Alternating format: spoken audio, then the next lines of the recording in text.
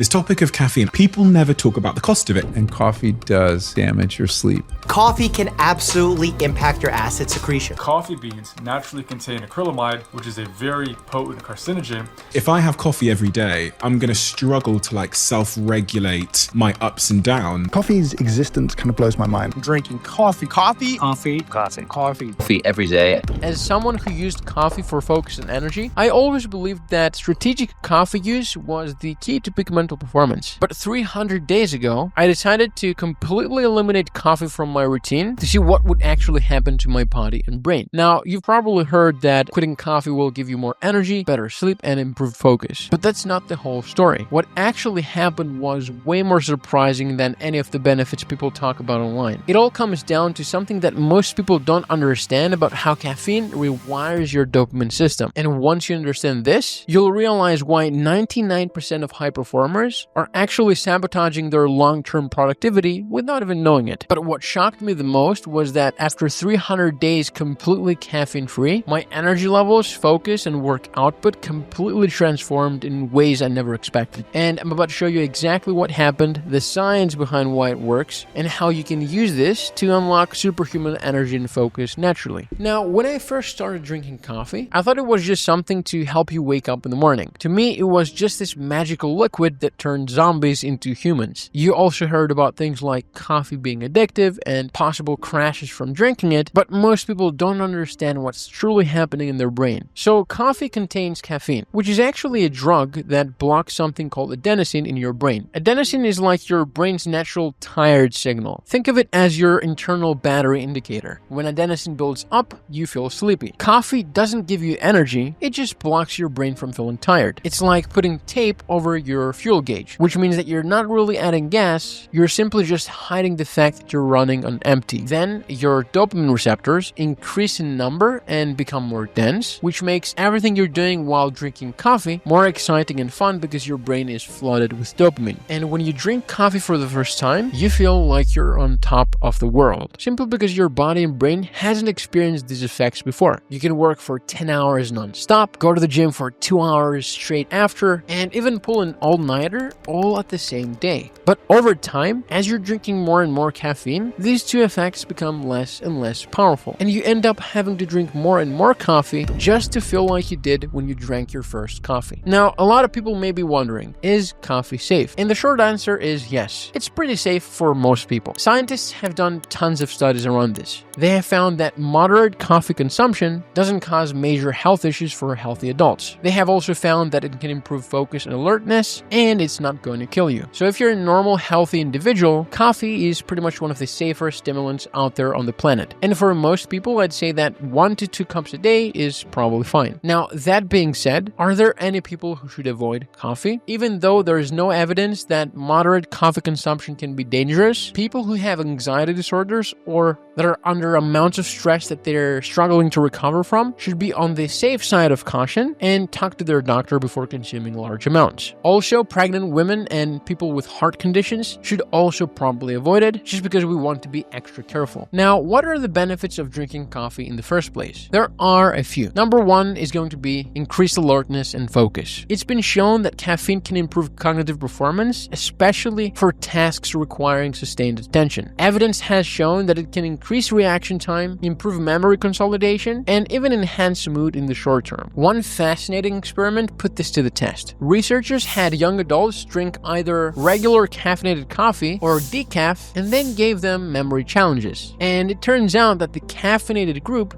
remembered 30% more information. This means that your morning cup isn't just keeping you more alert, it's literally boosting how well your brain encodes and retrieves memories. And it does this by blocking adenosine and increasing dopamine, which are the chemicals that control attention and motivation. The next benefit is going to be the productivity boost, which is why most entrepreneurs drink it. When combined with work, coffee can increase your output and help you power through tasks. It's been shown to help people stay focused, for longer periods. In a 2024 study, researchers had office workers drink just 1 cup of coffee before the start of their workday, and the results were measurable. Their reaction time sped up, and their alertness stayed sharper during their tasks. Another trial went a step further. When coffee was combined with the amino acid ornithine, workers didn't just feel more awake. They actually reported less fatigue and a greater willingness to keep working until later in the afternoon. And even broader reviews constantly show the same thing, that caffeine doesn't just wake you up, but it helps you sustain attention and respond faster and more reliably for hours. Another benefit a lot of people love about coffee is the ritual and social aspect. Coffee has been shown to be a part of morning routines, business meetings, and social connections. It's deeply embedded in work culture and can simply be a positive part of your day. Now, with coffee, it's not all positives across the board. There are some side effects that you should be aware of. Number 1, when you drink coffee regularly, you can develop tolerance, which means you need more and more to get the same effect. And that's not great because it can lead to dependence. The other one I found with many people is going to be sleep disruption. You see, coffee has a half-life of 6 hours, which means if you drink it at 2 p.m., half of it is still in your system by 8 p.m., meaning that it can seriously mess with your sleep quality and leave you waking up tired and foggy the next day. So for people who are sensitive with caffeine, coffee can cause anxiety, jitters, or even panic attacks. There is so much nuance to this, and it depends on your genetics, how much you're drinking, and when you're drinking it. And the other one you may look out for is going to be the afternoon crash. For many people, they experience a significant energy drop 4 to 6 hours after drinking coffee, which often leads to drinking more coffee, creating a negative loop cycle. By now, you're probably thinking, okay, I still want to drink coffee, but what type of coffee should I get? Well, the very first thing is that you want to make sure that you're getting quality coffee. From what we know about coffee, especially cheap coffee, some brands have been found to contain mycotoxins or other contaminants. So this is why you want to buy coffee that's organic and from reputable sources, just to make sure you're not getting extra chemicals you don't want. And it should just be coffee. You don't need all the added sugars, artificial flavors, or other additives. The marketing around things like energy coffee or focus coffee is just regular coffee with a higher price tag. The key working ingredient that has the majority of the benefits is caffeine, and a lot of brands, what they do is that they will add a lot of extra fancy ingredients that may or may not work just to make your coffee look premium, and most important of all, have you pay a premium price tag. Coffee comes in many forms. You have your instant coffee, your ground coffee, and your whole beans. I personally prefer whole beans because they're fresher, but honestly, the form doesn't matter as much as the quality and how much you're drinking. And now that you know what type of coffee is best for you, you need to know how to drink your coffee to receive as many benefits as possible. I look at coffee timing as a strategic tool. Most people drink it wrong. They have it immediately upon waking, which actually works against your natural cortisol rhythm. The thing that I recommend for anyone who wants to use coffee strategically is to wait 90 minutes after waking. This allows your natural cortisol rhythm to do its job first, and then coffee comes in and enhances your natural energy instead of replacing it. And you want to cut off coffee at least 10 hours before bed. So if you go to bed at 10 p.m., no coffee after 12 p.m. This gives your body the time to clear off the caffeine from your system so that the caffeine doesn't mess with your sleep. You have to be patient with coffee optimization. It's not something where you simply change your coffee timing and then immediately feel perfect. It takes time to reset your natural rhythms after years and years of messing them up. Now, the reason you guys are here, let's get to my personal experience after quitting coffee completely. So for the past 8 months, I've been drinking 0 coffee. Previous to that, and for about 6 years, I was drinking 2 to 3 cups a day, and I thought I needed it to perform well. But when I quit completely, things started to get really interesting. What I found is that my energy became more stable throughout the day. I started having consistent energy from morning to night, rather than the peaks and crashes that I used to have. It simply started to feel like I had my natural energy back. When you've been drinking coffee daily for years, you kind of reach this point where you can't tell what's your natural energy and what's the coffee. And then when I quit, I found that my baseline energy was actually higher than I thought. Now, in terms of sleep quality, this was the biggest change. I'm going to say this was dramatic. My deep sleep and REM sleep improved significantly. I was falling asleep faster, staying asleep throughout the night, and waking up naturally naturally feeling energized and refreshed. In terms of focus and productivity, I was scared that my productivity, energy, and focus would completely suck, but the result was surprising again. Now, after the initial withdrawal period, which took about 10 days, my focus became more consistent, and instead of having 2 to 3 hours of intense focus followed by a crash, I had steady, reliable focus for 6 to 8 hours straight. And I also noticed the benefit in terms of my stress levels and anxiety. Every day, I felt calmer and more centered. But is that a result of removing the stimulant, or is it because I developed better stress management habits during the process? I'm going to label this as a maybe, but the correlation I can feel that was definitely there. Okay, so how did you actually quit coffee? So I didn't go cold turkey. That's brutal, unnecessary, and it usually doesn't work. I used what I call the strategic taper method. For the first week, I cut my intake by 25%. So, for example, instead of 3 cups, I had 2 cups. On week 2, I cut it by another 25%, which means that I was down to 1.5 cup. On week 3, I was down to 1 cup,